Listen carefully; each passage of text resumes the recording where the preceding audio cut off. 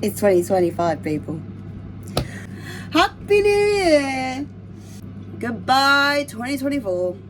It is that time of year. We are gonna goal set. We are gonna go into the new year with this motivated, new energy that everyone seems to have, or pretends to have, you know, whatever. And it's time to set new goals and kick our butts into gear and just smash life, you know? Just smash life. Oh, that's good. I got my greens. I was naughty over Christmas and didn't take them as much, and then I did get ill, so greens. I don't know what's on your list of things to do, but I know that it is great to set goals and have ambitions and all that kind of stuff, but I also know it can be a really, really overwhelming time where you put a lot of pressure on yourself. You're like, oh my gosh, I have to get this done and this done and this done and this done, and this person's doing this, and oh my gosh, I saw on social media that this person is doing this, and TikTok says this, and oh my gosh, what do I need to do? And that's just take a minute. Let's just take a minute, let's rewind, and let's just breathe. For starters, we are going to have a little reflect on 2024. So what are you proud of? What have you done? What goals have you achieved or worked towards? And you may be feeling like a negative Nancy and thinking, oh, I haven't actually done anything I wanted to, but that's a lie. That is a lie. There will be something that you have achieved. Something that has made you happy, something that's made you feel good. Even if it isn't the full-blown goal that you have achieved, you might have taken a step towards it in that direction, and you should still give yourself a pat on the back for that. Like, I'm not an Oscar-winning actress yet, but time's on my side. My skin is youthful, and it will stay that way. Will stay that way. And I am determined and I am ambitious, and I know that I will get there, and that is the only mindset that I need to let into my life, because if I have any other mindset, I won't get there. I feel like I'm going on a tangent. What was I saying? Yes, take the small wins. It can be tiny. It could literally be one extra follower on your social media. No, it may not be 1,000, but it's one.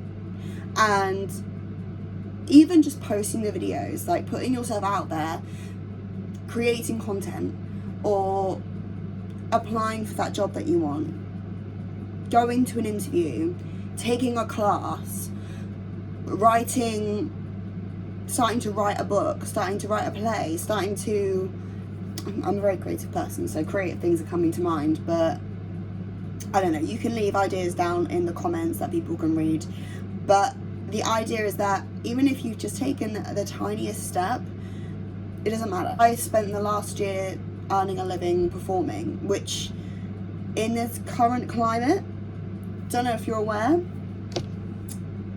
it's a bit difficult actually. It's a bit difficult to make it as a performer and to get paid for work. There's so much free work out there, especially at the moment, since COVID, and there's so much work that you can do but that you don't get paid for. And I've spent the last year and a half getting paid to perform.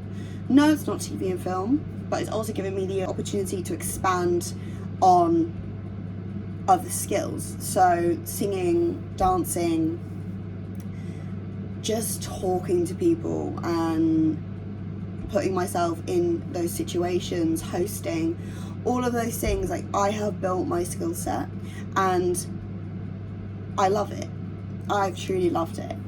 I love the job, I love performing, I love being on stage, I love singing, I love dancing. So all of that has been such a plus for me, even if I'm not at the Oscars. But that's fine, I have time.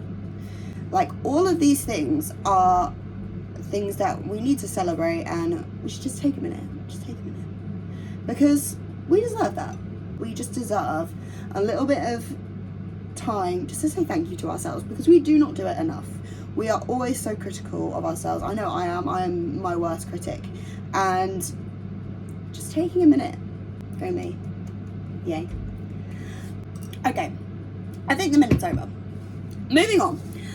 Speaking of being kinder to ourselves and taking moments to say thank you, I am, but also you should, because it is so beneficial. Obviously I know it doesn't work for everyone, but generally speaking, journaling is so beneficial. And I would really struggle with what to write in a journal, like dear diary, that's not really me. I was listening to a podcast and it gave me some great journaling prompts. So the first one, the cliche, what am I grateful for? You can always leave this one till last if you absolutely have no idea what to write. But even if it's someone showing or doing an act of kindness, a stranger, it doesn't matter. It could be the tiniest thing, but just taking that moment to just write it down, it just fills you with a little bit of joy. And that's what we want. We want joy. We want to follow the joy. The second prompt is, where am I winning? So this is kind of what I've just spoken about, just taking a minute. And even if you're not at the end of your goal, even if you think you're doing crap at that moment in time in your life and things are just going wrong left, right and centre, just taking the little wins can be so helpful. And just say, you know, I posted the video, I posted the picture, I applied for this job, I read a book, I read a chapter in a book, I am journaling today, and that's a win. Just give yourself some grace. We do not, like I said, like I am my worst critic. That isn't going to get me anywhere. Like, I can give myself criticism, but also if all I'm doing is critiquing myself, my self-worth is going to go and then I'm not going to achieve anything. So we need to give ourselves a little bit of grace. The third one is, what will I let go of today? This one sometimes is so difficult because I'm a Taurus, okay? I'm a Taurus. I'm stubborn. I hold on to things, okay? And things like if someone said something really nasty, or, you know, there's certain things on my mind, and also like just things like past trauma, like everyone's got something, and telling yourself, okay, today, just even if it's just for today, I'm gonna just let it go. Just let it go. That's really hard for me, but writing it down, it's almost like a little like promise to yourself, and you try and keep it. And then if you've written it down and it comes into your mind, then you've kind of got to stick to it. Like, so I sometimes struggle with my self-worth. I say sometimes, it's an ongoing issue. But if I'm having a particularly bad day and I write down in the morning, I will let go of my negative thoughts of myself, or that particular negative thought, and I let that go that day. Even if I'm not feeling great, it helps me to then push on through the rest of the day and actually achieve something, and I always feel better for it. Like, we're not perfect, we're not always going to be happy and super grateful and productive, and that's okay. We're human, we're not supposed to be these robots that can do that. But that, what I will let go of today, is possibly the hardest and the most important thing on the list, in my opinion. Number 4, what does my ideal day look like? So this kind of goes hand in hand with time blocking. I've got my brand new diary here. Beautiful. Got it for Christmas. I love her. Very nice, very organised, very chic, very demure. I write down what my ideal day looks like. This has helped me no end. I'm a perfectionist, if you have not guessed. Absolute perfectionist. And when I would time block myself and I would write down everything I need to do, if I didn't get something done, oh my god, I would beat myself up so much in my head. And just, you're not good enough, you're not persistent enough, you're lazy, you're this, you're that, and all these thoughts would go through my mind. And if it was anyone else, I would never. I would just be like, that's life. Things happen, like things get in the way, and that's okay. Like, you are human. But when it's myself, I don't do that. And so saying my ideal day, that's like, okay, if everything goes right today, this is what my day will look like. But not everything's gonna go right. And just expecting that. And that takes the pressure off me so much, and it just feels so much better, and I feel less pressure about getting tasks done, which means I get more tasks done. And if I don't get all the tasks done, then I don't beat up on myself because of it. And then the fifth one is what needs to be said in the end, or your eulogy. So at the end of your life, bit morbid, but we're sticking with it. At the end of your life, what do you want people to say about you? What kind of impact do you want to have had on the world? You could take a quote, you could see something on Instagram that you want to write down. Like, you could just say, this person was a good person. It can be different day to day. It doesn't have to be the same. It could be anything. It's just, in that moment, at the end of your life, what do you want people to say? What impact? Do you want to end world hunger? Do you want to win an award for NASA? What do you want to do? Do you want to be a good mum? Do you want to be a good friend? Do you want to be a good sister? Do you want to be a good housewife? I don't know. Whatever you want people to remember you as, and the impact that you want to have, I think that's such a beautiful thing to think about. Yeah. Doing this and practicing this kind of gratitude and journaling genuinely really helps me. So if it can help you, then I want to share that. Now that we have reflected and we have journaled, it is time to set some goals. So I've given myself a little mind map, and in the middle it says, in 2025 she ... And then off it I've picked 4 goals, actually 4 goals.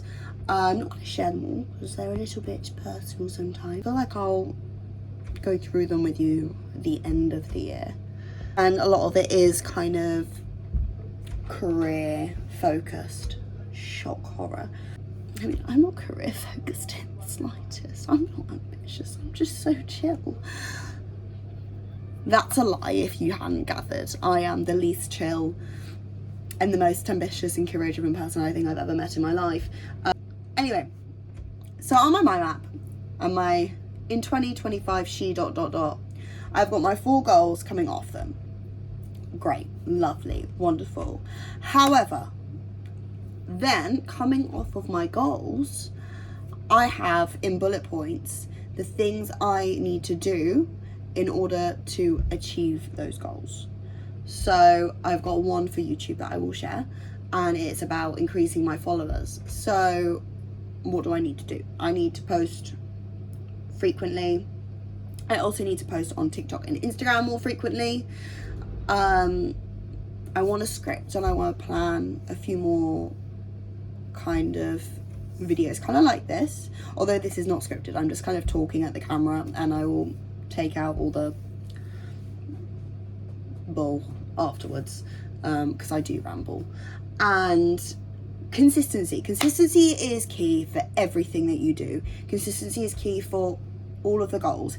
If you make a 1% improvement every day, that is what's going to get you to your goals, rather than just spending a week or a day hammering out your goal.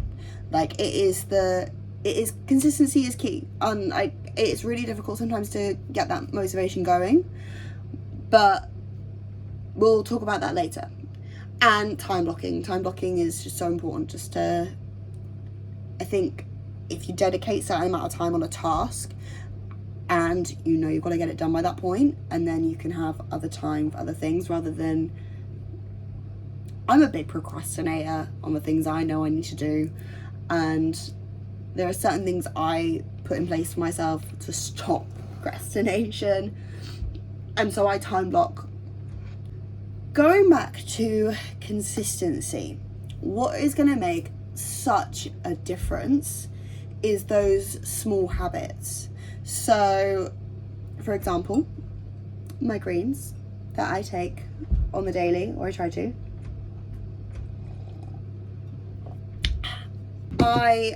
that's improving my health. That is bridging the gap, my nutritional gap from the food I eat and the food that I don't eat or don't get enough of, or, you know, like, the aim is to get most of my nutrition from the food I eat, but sometimes that just doesn't happen, and sometimes I can't be bothered to cook, or I don't have time. Life happens, and this is helping me to be healthier so that I don't get poorly, so that I have more energy to do the things that I want to do. For me, skincare is